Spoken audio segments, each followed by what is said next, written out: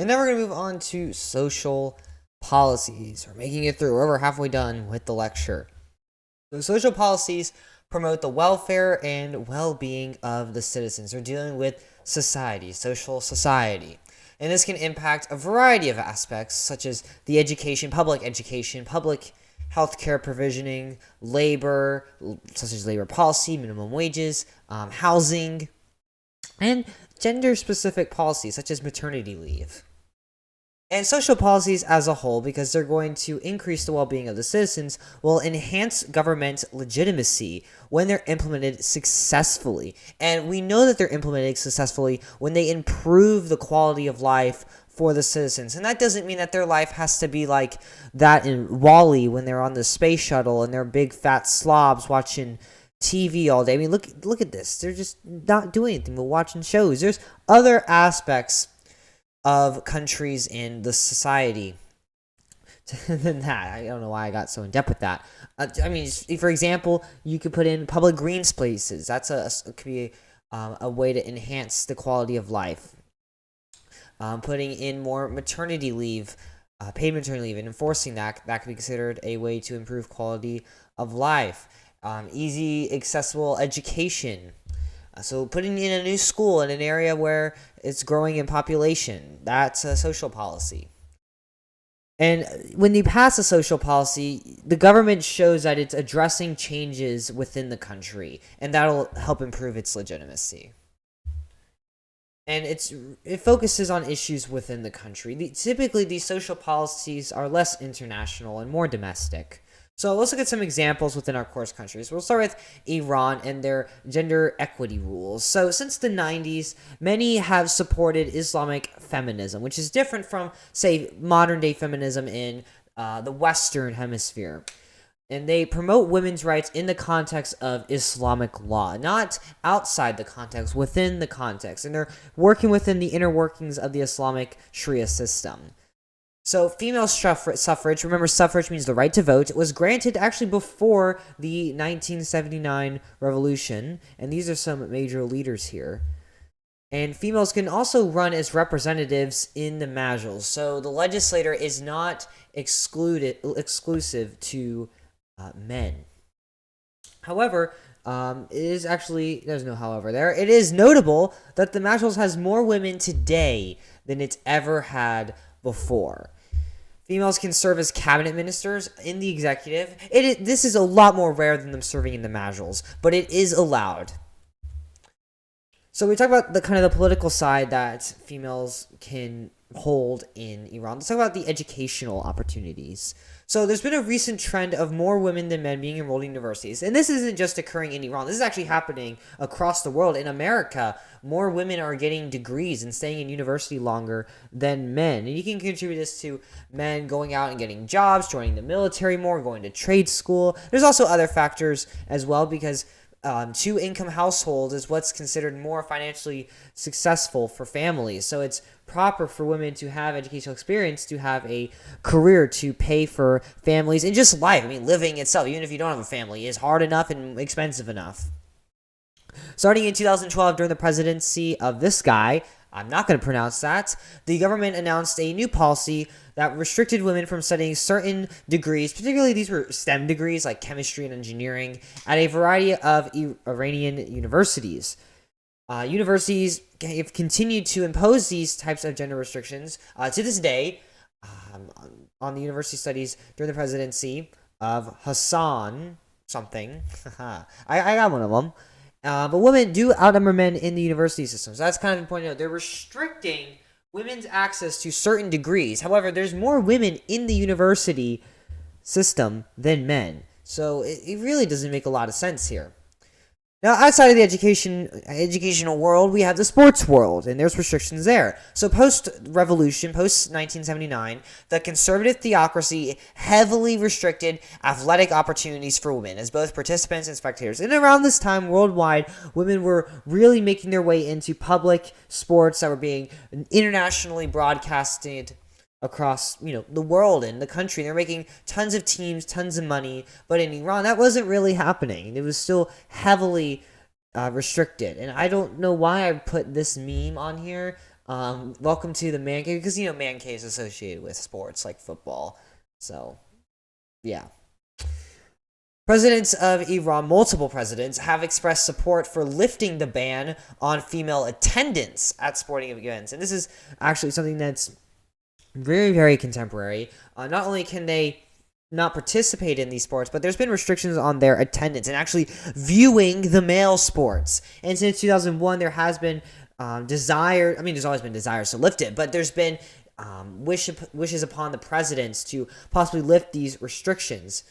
And there have been multiple instances since then where women have been allowed to attend stadiums. However, they are sitting and watching from a separate section from the men. And, I would call this a very interesting concept called segregation. Religious hardliners who control most stadium attendance policies will restrict female attendance inside almost all public arenas to this day. Iranian women have steadily increased their participation in international sports, such as the Olympics. In the 1990s, the president's daughter used her political influence, because, she was the president's daughter, to empower sports organizations to recruit more Iranian women as athletes. And she did this despite the heavy criticism that she received from religious conservatives who viewed as women competing in sports against their religious views. So the reason these restrictions are in place is because many conservative religious individuals believe that women competing and spectating sports violates Islamic law. Iranian women who do compete in athletics, both domestically and internationally, do have some restrictions even then. So they can compete, but they have to dress according to a dress code, which is a very conservative and modest Iranian dress code style. Let's move on to Mexico and abortion. This is very recent. I'm recording this in 2024. In 2023, the abortion policy changed within Mexico. We're going to discuss that because my old videos, that one's outdated now, where I discussed abortion. So I have to update. So prior to 2023, abortion policies varied per state. There were 2 states in the entire country that allowed for abortions to a certain extent within pregnancies. Not full term, but to a certain period of weeks. In the other 30 states, you couldn't have an abortion. And this is a strong piece of evidence of federalism. Many women were actually persecuted for having abortions during that time.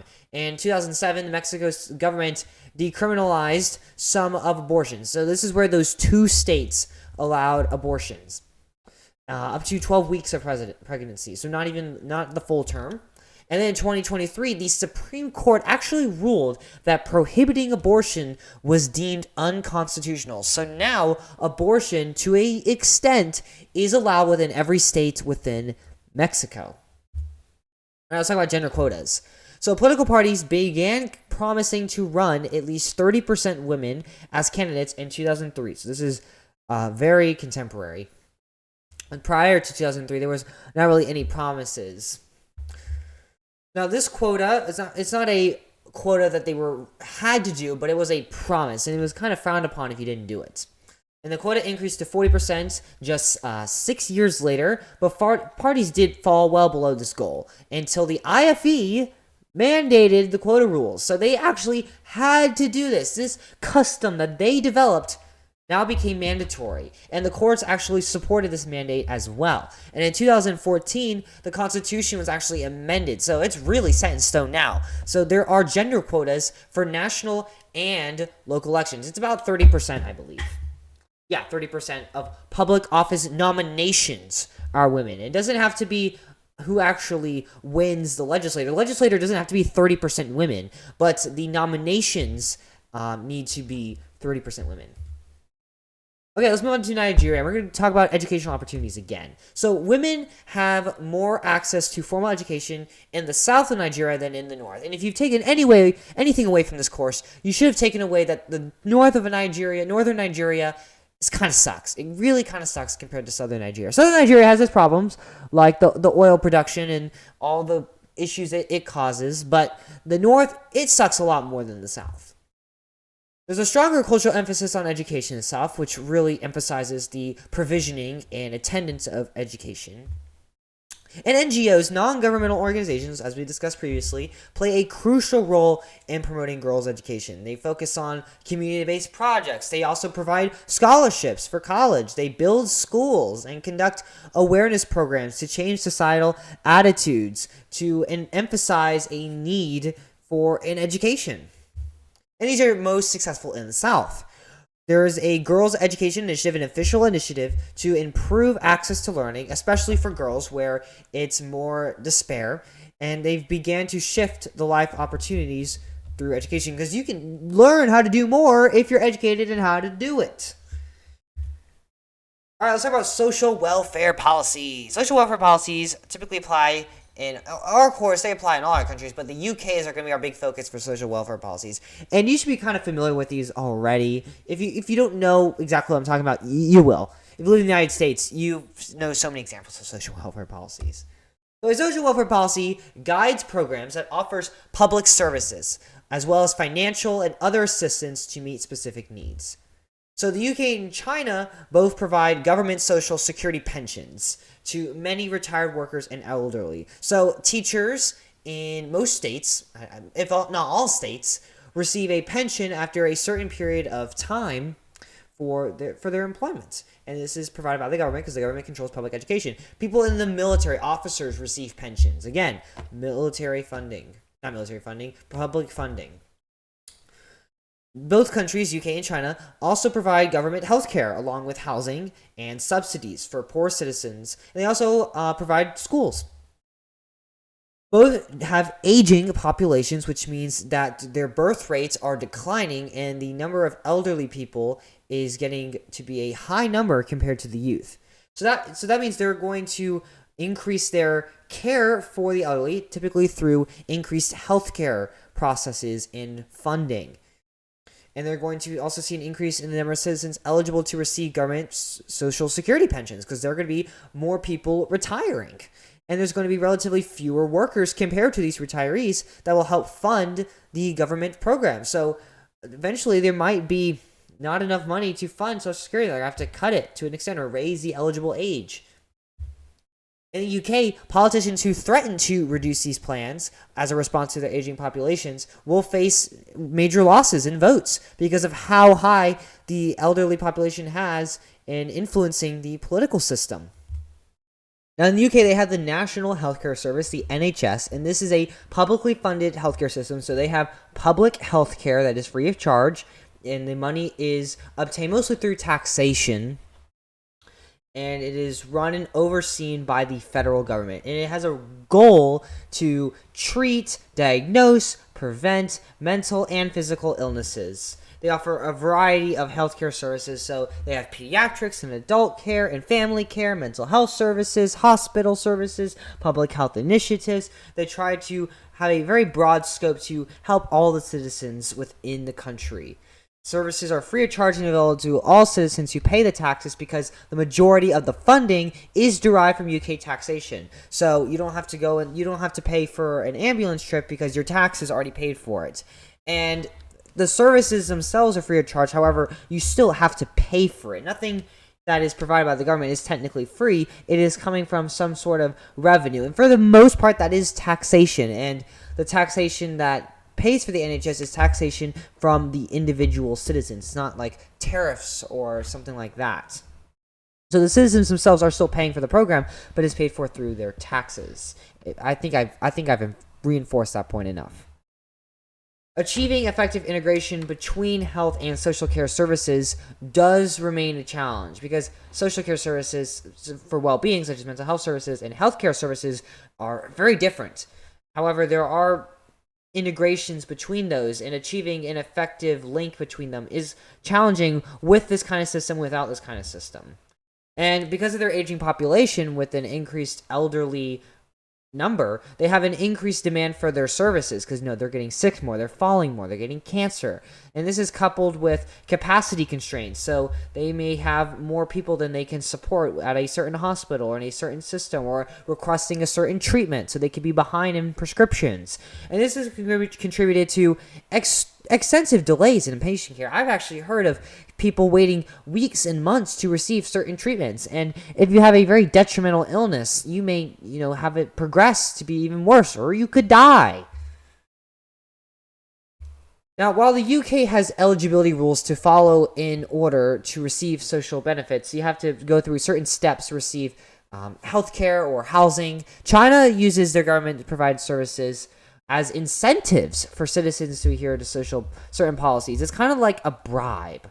So China has attempted to restrict internal immigration, domestic migration, not from other countries, but just people kind of moving from city to city, and particularly from rural areas to their cities, because their cities are at capacity for the most part.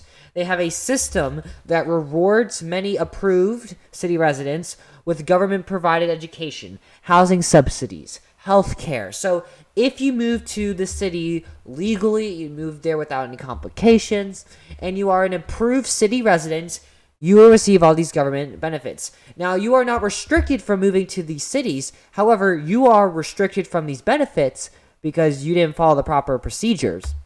You didn't take their bribe, essentially. And the internal immigrants who move without approval of the system will forfeit all the provided services. And when China restricted families from having more than one child, which is called the one-child policy, some regional enforcers prohibited an unimproved second child in a family from government schools and healthcare. So, again, the one-child policy wasn't like, oh, we're going to kill you and your family if you have more than one children. It was just them not providing government services like healthcare, which is kind of needed to survive, and schooling, which is kind of needed to learn how to do a lot of stuff. These are strong incentives to have just one child in the country.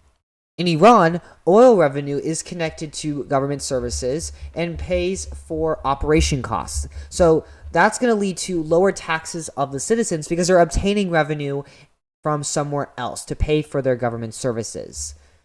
Healthcare is provided by a combination of public and private services as well as NGOs, which is part of the civil society. So the citizens also kind of take part in this. It's very interconnected. The government does subsidize some housing for poor residents, such as in UK and China, but public housing efforts are very, very, very slowed down by the economic struggles of Iran related to lower oil prices. So if the oil economy is doing terrible, public housing is going to be in a terrible state. And as well as economic sanctions enforced by these governments. So when there was a sanction enforced on Iran to stop their uranium enrichment, public housing slowed down. Iran's government also sponsors para-government charities called bonyads, I don't know. And these are mostly funded by oil revenues instead of taxes. And they're run by elite families in Iran. And that's caused some debates over corruption within the country over how these charities function and who gets their provisioning. The purpose of these bonyads is to direct the oil profits into financial benefits for the poor, but they are suspected of delivering too little financial benefit for those intended causes, while they are run by the wealthy Iranian families. So they might be taking a little dollar or two into their own pockets. You never know. So here's a graph for you, in case you didn't see it. How does oil production or success of the oil market impact Iran's provisioning of services? Well, as we discussed, if the oil market sucks, their provisioning of services is going to suck. So we can conclude or predict that from 2010 to 2015, their public housing provisionings went down. But from 2015 to 2018, it went up. Or other services went up, such as their role in the healthcare system. Thanks so much for watching. Please like and subscribe. It's free, which means it costs $0, and it really does help me out. Leave a comment down below with any questions. I'll be happy to answer them. There's some links down below in the description with practice tests, key terms, guided notes, all that fun stuff. Head on over to the next AP Comparative video on some really cool political stuff.